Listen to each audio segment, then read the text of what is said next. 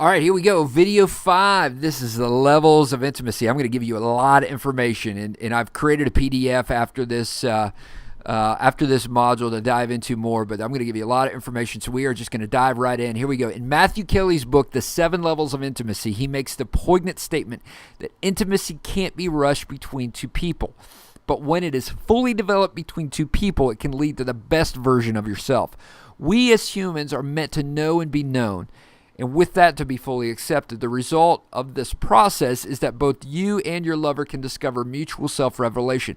Matthew makes the argument that intimacy exists in the very beginning of a relationship, but that there are levels to which leads to the deepest and richest relationship between two people. Over the next few minutes, I'm going to walk you through all 7 levels of Matthew's intimacy phases, as you'll see, there is definite room for what we have already been discovering about intimacy, right? The first level, here it is. This is cliche. He would say that the first level of intimacy is the level of cliche, and cliche is a small amount. It's a small amount of small talk just to make someone feel comfortable. This is the second level of intimacy is facts. In this level, a person might reveal a small fact about themselves that is still somewhat impersonal, and you might converse about current events, sports, or the weather, right? But it's important to understand that in these first 2 levels, it's still somewhat impersonal and safe as you interact with her, right? The third level is opinions. The third level of intimacy, according to Matthew Kelly, has to do with sharing your opinions, and it's in this layer that you're learning to share your opinions in such a way that you are valuing connection over agreement. You're learning to share who you are, but it's not to the point of disrupting or damaging the relationship. Fourth level of intimacy shares hopes and dreams. Interestingly, in this category, he suggests that in addition to hopes and dreams, you will also discover a person's fears, fantasies, and deepest desires, right? It's also in this level that you'll be willing to delay your own dreams and hopes in order to explore what dreaming together looks like. On this level, this is level 5, this is feelings level, right? On this level, you begin to tell people how you really feel about about certain people, events, or places. On this level, the key word is explore. But what you want to explore in such a way that it will protect the connection with the other person. In the feelings level, you'll find that this is what people truly believe about the world, right?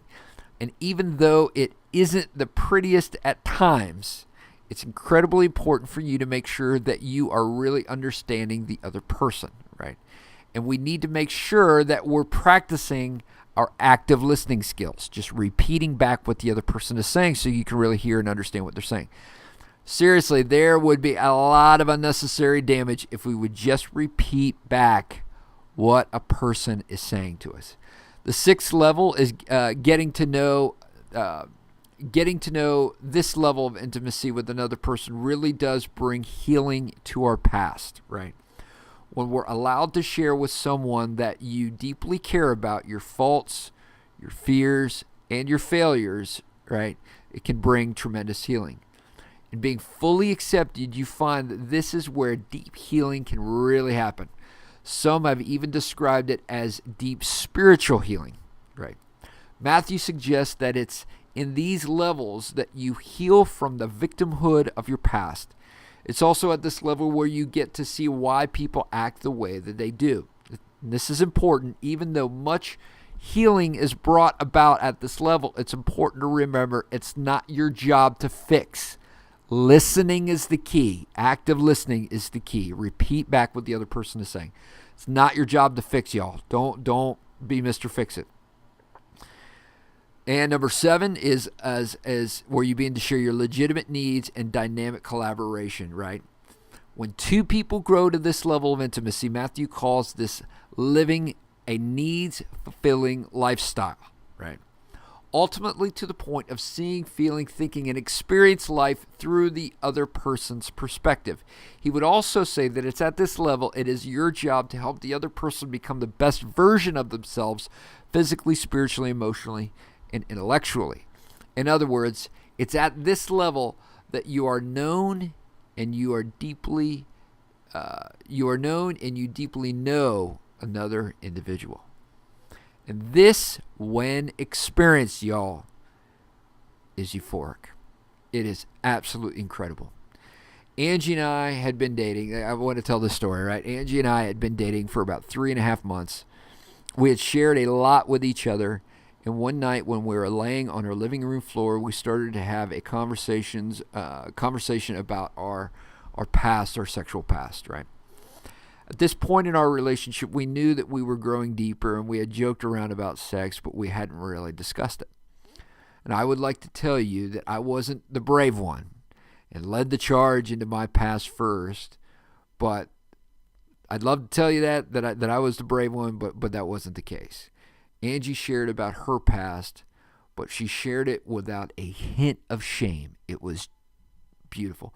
Most other women from previous relationships that had shared things with me about their past were always covered in this slime of shame, but she wasn't.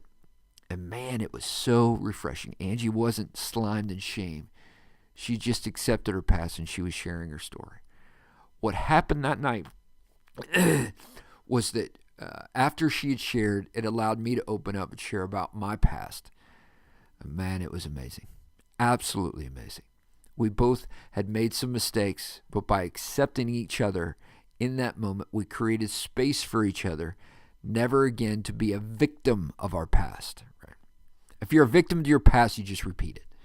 Please understand, our intimacy didn't go to the deepest levels without first establishing the conditions for us to reveal more and more about each other. Intimacy is a journey. It's a process. And it is well worth it, y'all. So let's recap, and here are the 7 stages of intimacy. There's cliche, there's facts, there's opinions. Number 4 is hopes and dreams. Number 5 is feelings. Number 6, false fears and failures. And number 7, legitimate needs and dynamic collaboration. Okay. I will see you in the next video. There it is. You guys are rock stars. There's a lot of information here, but it was good stuff. Digest it, and I'll see you in the next video.